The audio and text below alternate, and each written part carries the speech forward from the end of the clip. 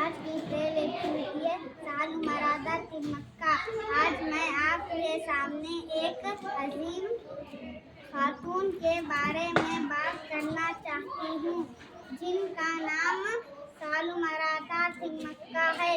وہ بھارت کی ایک مشہور ماحولیاتی کارکن ہے جنہوں نے اپنی پوری زندگی درخت لگانے اور ماحول کو بچانے کے لیے وقف کر دی۔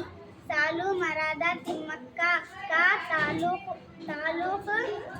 ریاست کرناٹک سے ہے۔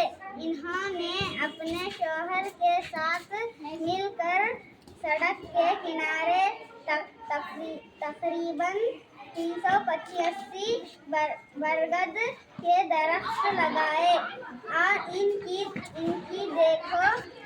دیکھ بھال انہوں نے ان درختوں کے اپنے بچوں کی طرح پالا۔ آج وہ درخت بڑے ہو کر لوگوں کو سایہ دیتے ہیں اور ماحول کو صاف رکھتے ہیں۔